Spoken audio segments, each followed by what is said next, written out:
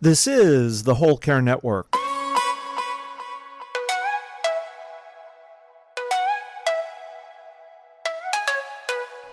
Helping you tell your story one podcast at a time. Content presented in the following podcast is for information purposes only. Views and opinions expressed in this podcast are solely those of the host and guest and may not represent the views and opinions of the Whole Care Network. Always consult with your physician for any medical advice, and always consult with your attorney for any legal advice. And thank you for listening to the Whole Care Network.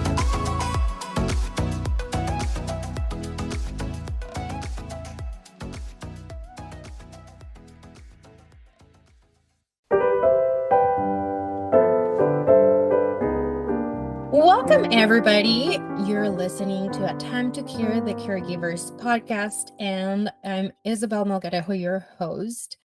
Today, I have with me Dr. Kerul Kessel, and she's got the most fantastic story. It's so inspiring. It inspired me from the first time I heard it, and I hope that it inspires everybody out there as well.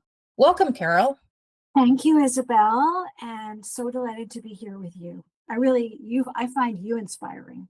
And this podcast, just the way you're giving back and your history. And I look forward to having this conversation with you. So thank you.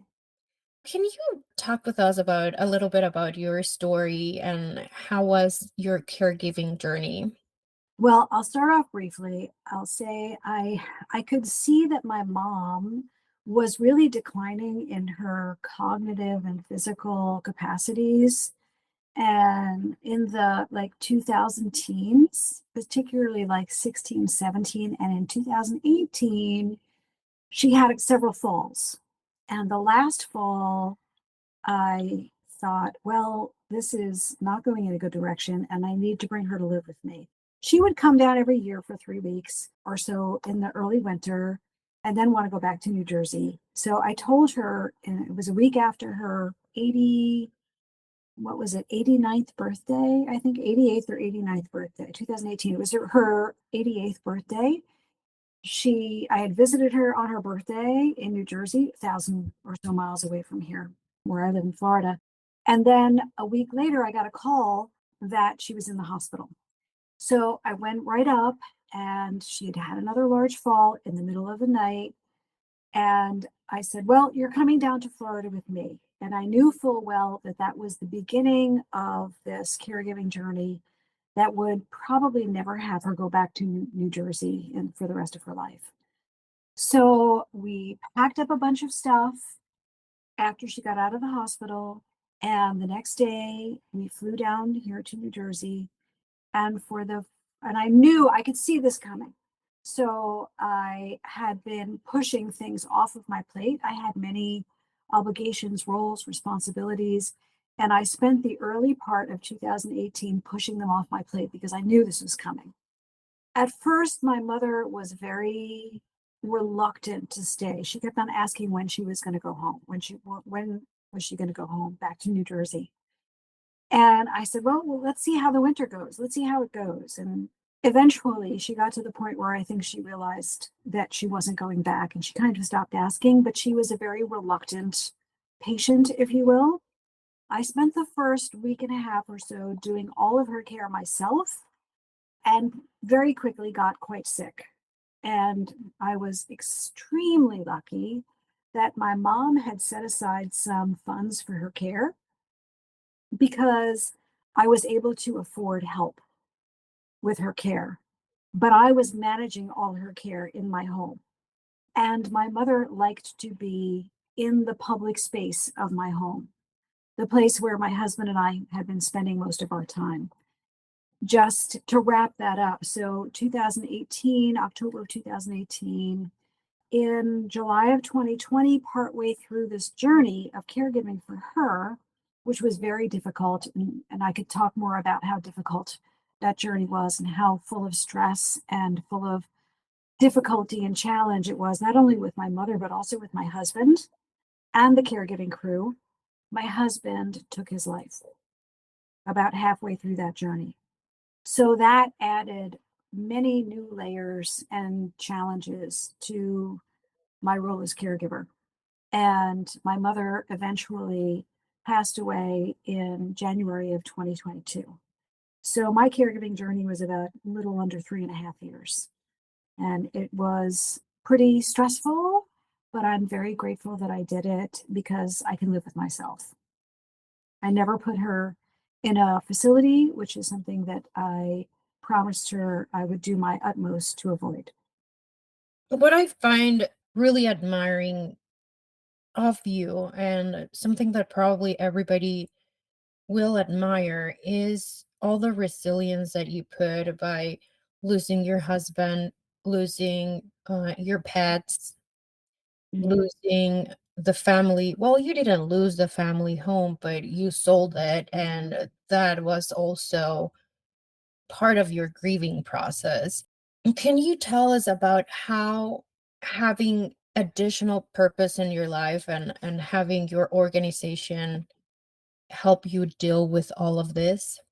I started First Nature Foundation in January of 2018. I didn't know at that point that I was actually going to have a facility. First Nature Foundation is about helping different audiences with self leadership and shared leadership. And we do that work with horses and in nature. So I knew that I wanted to do that kind of work, but I didn't have a facility or anything at that point, and I was just trying to find my way through, knowing that I had my mother's care on my plate as well that was coming up. That's why I had to push everything, pretty almost everything else off my plate. But having that purpose and that meaningfulness in my life while I was caring for my mother, while I was grieving first for the loss of my first dog, and then my husband, and then my second dog, and then my third dog after my mom, really was what helped me get up every day and move through the day and kind of set the grieving process a little bit aside so I wasn't spiraling in grief. So I was moving forward with something with purpose that gave me a reason to not only get up in the morning, but to focus on something that gave back and that helped my whole psyche, if you will, my whole like reason for being. I've always believed in giving back. I've been a government official in my little local community for 16 years. I've been on many different nonprofit boards, but this was the first nonprofit that I'd started from scratch. And it so aligned with my values and my experience and my education. So having that, and also particularly not just when my mother came into my life, but when I lost my husband, really structuring some self care, even if it was micro self care moments into my life, in addition to having that purpose and that way of giving back, even while I was going through my own stuff, really just helped me get through it a big way and still does to this day. I find that so admiring because you were able to decide what was important and what was not. How did you decide what to delegate or stop doing and which activities to prioritize? I knew my mom's care had to be like priority number one. And the nonprofit was priority number two, because if I wasn't looking after my mother, I would have felt guilty about focusing on the nonprofit. And there was also my dogs, and there was also, so the things that I let go of, Isabel, were things that didn't require a whole lot of me, that didn't require me to be the person who pushed the string, if you will. Although I did let go of some things, knowing full well that they could fail without my leadership. And some of them did. And I still feel a little bad about it, but I'm glad that I wasn't the one who just let it go, that I recruited somebody to take it over. The things that I let go of were things that were not really central to my values and my core.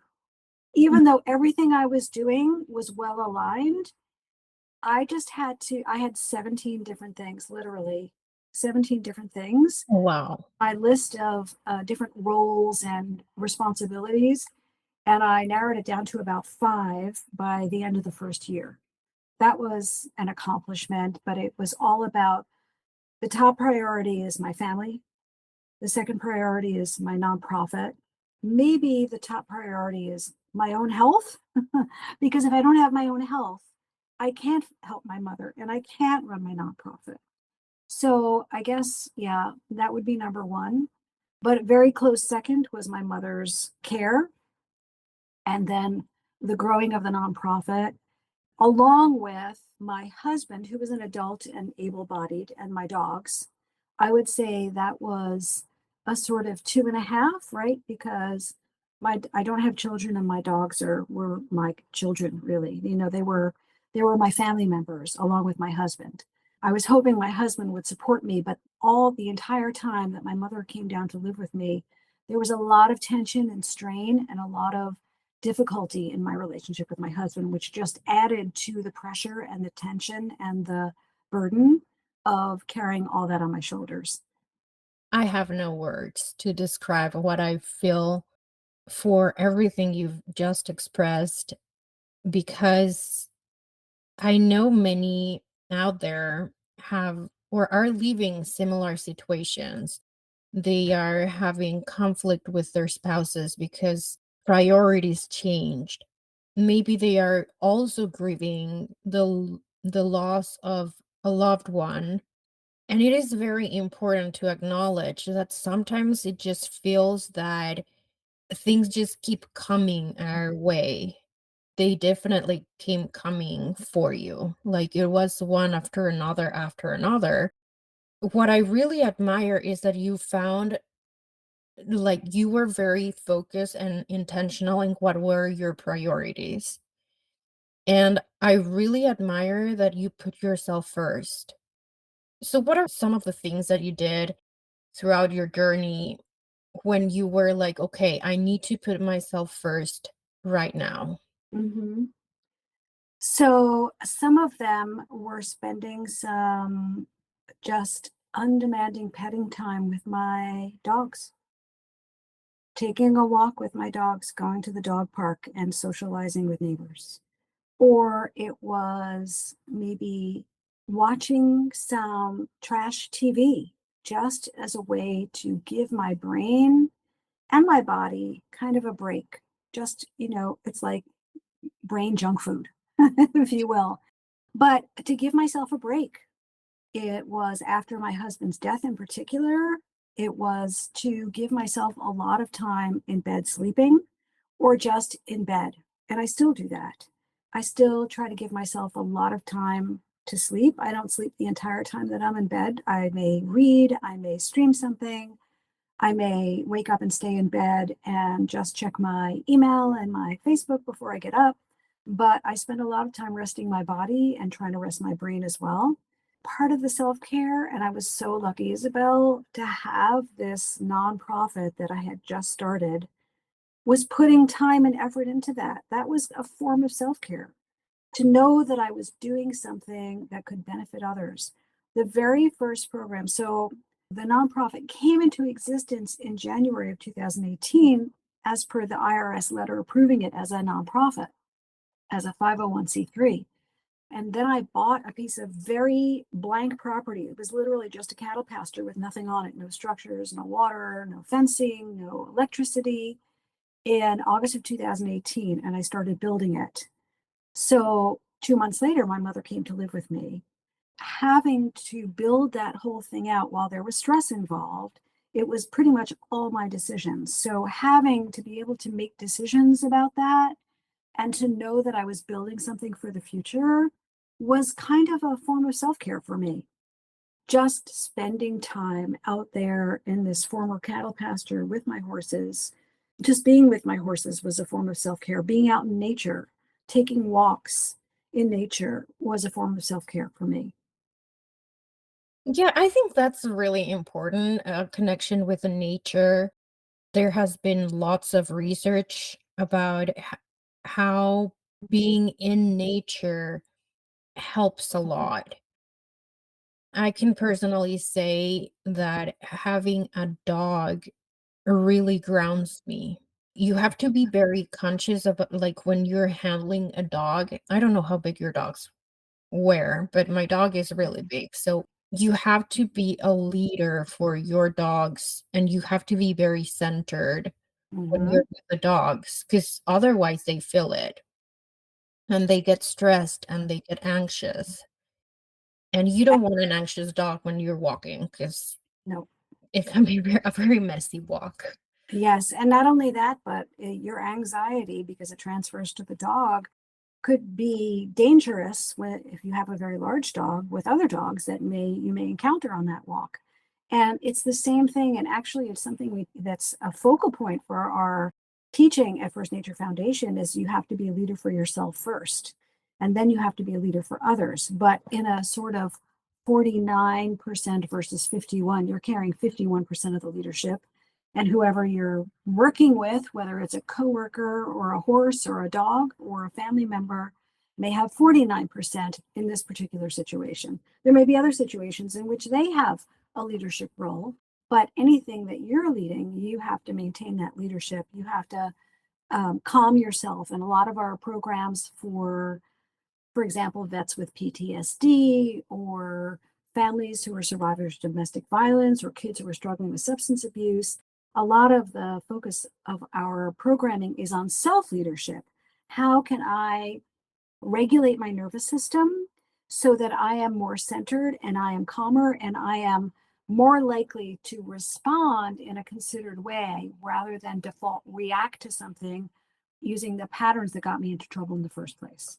When you're working with your organization, because you obviously help people transition through difficult situations, what are your top three things that anybody listening to these podcasts, what would you recommend for them to do? How to transition or how to go through these difficult situations to have a more balance in their lives, promote their self-care. The first thing is to just be self aware, is to understand when you're not there, when you are off balance, when you are ungrounded, to just first be aware, because if you're not aware, you can't do anything about it. So, any kind of practices in that could even be that you're working with family members or friends that you've asked to notice when you are off center, when you are showing that you're ungrounded, when you're making decisions that are not really well considered, when you're reacting to things, and to point that out to you so that you can at least be aware that's where you are in the moment. And then to look for what works for you. Not everything works for everybody. So to find different methods, and that could be, I mean, there are so many resources out there online. One that I love is the School of Life. They have so many videos on YouTube that are free that you can watch. The School of Life is British based. They have loads of not only videos, but articles. We don't really use them in our program, although I did buy some journaling prompt cards that we use with our women who are survivors of domestic violence. So find something. The point there is find some kind of strategies that can work to help you get back to center. So, number one, be self aware. Try to have more self awareness as to when you're floating off either into space or too far into ground, you're spiraling down, or whatever pattern it is for you. The second one is to find certain strategies and just experiment with them to see what works for you, and then enroll others and create structures in your life, whether it's an alarm reminder or a calendar appointment or a date. I don't mean like a romantic date, but I mean like a scheduled appointment with somebody that helps keep you on center, or that you do things with that help you stay centered or help you practice that, or taking lessons. I just signed up for a local Aikido class, for example. So that is something where you have to be physically and mentally very centered. And I'm just starting to learn that. So that's going to help me, some kind of course or online resource or friend or local class or something to help start shifting your practices so that you are more likely to take care of yourself and you're more likely to make better decisions and you're more there for yourself so you can be more of a caregiver and you can transition through whatever your grief journey happens to be. I find it so interesting that you just mentioned Aikido. I practice it like 2 days. I wouldn't consider myself an expert at all. That being said, both the times I went, I remember the philosophy behind it. It's a wonderful philosophy because it's not just about you, it's about how you're reflecting yourself out there. It's, And it's not only that, Isabel, what I love about it is the idea is that you're in unification with the person who's attacking you and you're actually using their energy to defend yourself. You're not using your own energy against them, you're using their energy just to defend yourself. To me, it's sort of like the hippie martial art, if you will. Peace, love, and flowers. Although there's more to it than that, of course, but it's known as the nonviolent martial art.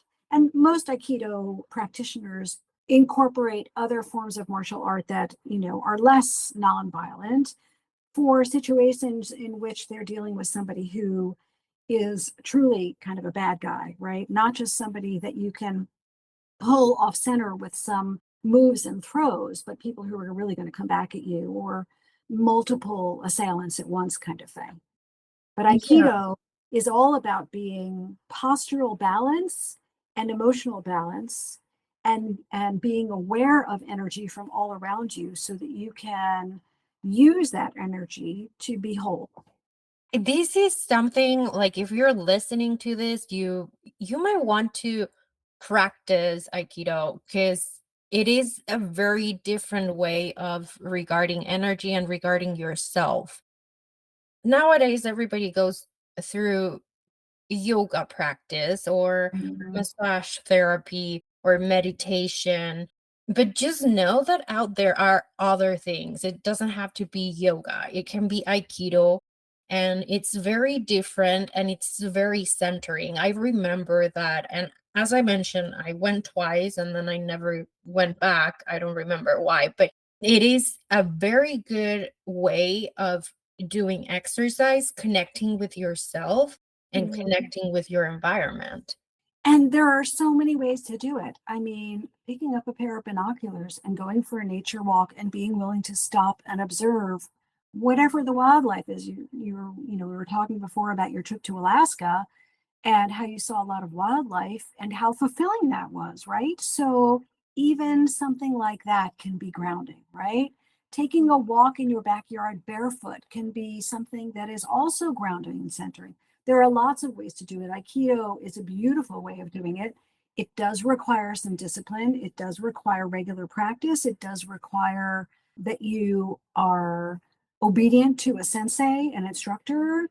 It does require, it is very physical. Not everybody can handle it, although one of the other people in my class is 89 years old, believe it or not. And she's doing the break falls and she's doing the rolls if you're physically fit enough. But there are lots of ways to ground and center and self-care. For my birthday, I got myself a massage chair.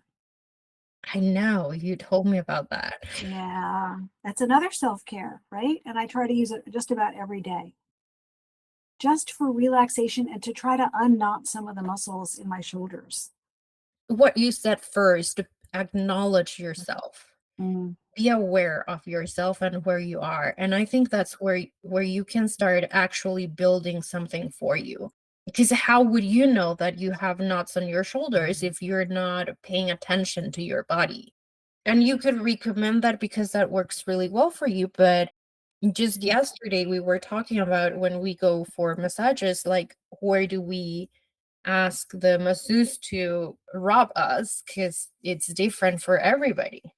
Yeah, and you bring up a great point because, one a practice for one person could just totally, that works great for you or me may be totally not much for somebody else. So There are so many different practices out there for self-awareness, for self-care, for, sort of growing your best potential self, or even giving back. There are so many practices. I mean, some of the best things you can do for your own self-care are giving back to others so that you can feel the blessings that you have that they don't have, right?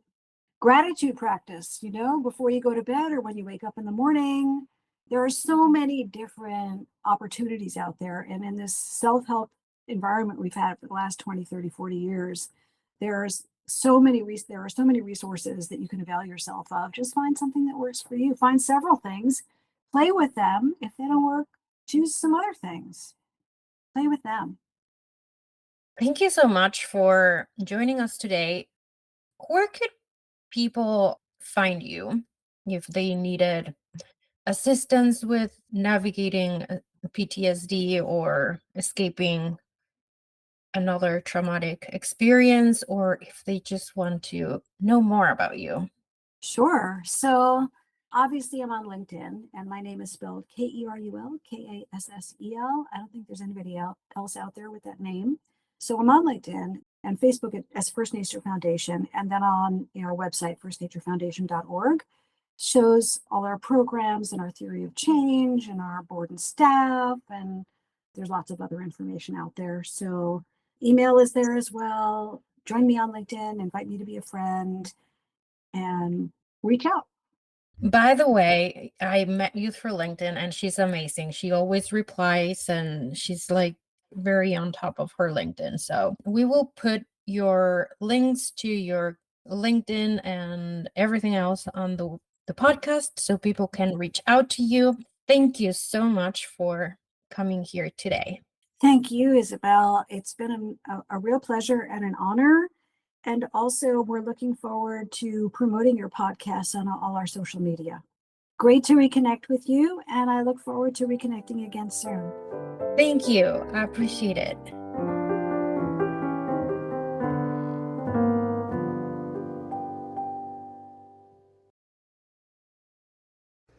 This is the Whole Care Network.